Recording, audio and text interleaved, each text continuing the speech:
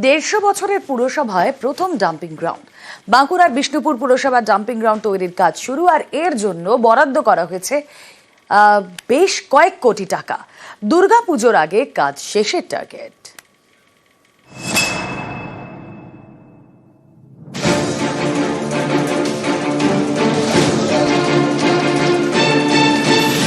বাঁকুড়ার বিষ্ণুপুর পুরসভা 1873 থেকে পথ চলা শুরু। 150 বছরেরও বেশি পুরনো পুরসভা, কিন্তু নেই কোনো স্থায়ী ডাম্পিং গ্রাউন্ড। তাই নানা সময় শহরে জঞ্জাল যন্ত্রণা। এবার শেষ হচ্ছে দুর্ভোগের দিন।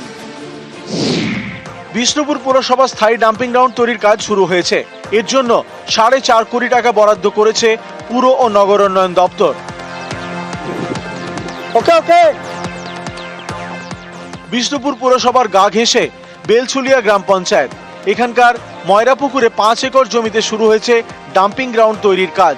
পুরসভার দাবি, এই ডাম্পিং গ্রাউন্ডে আবর্জনা থেকে তৈরি হবে জৈব সার, এতে কর্মসংস্থানও হবে।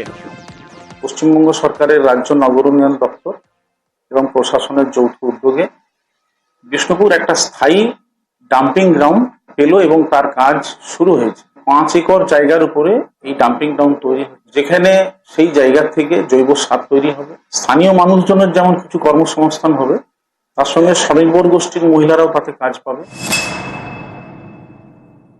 আমাদের বিষ্ণুপুরের আগে আশেপাশে রাস্তার ধারে নোংরা পড়ে থাকতো, এখন হচ্ছে খুব ভালো।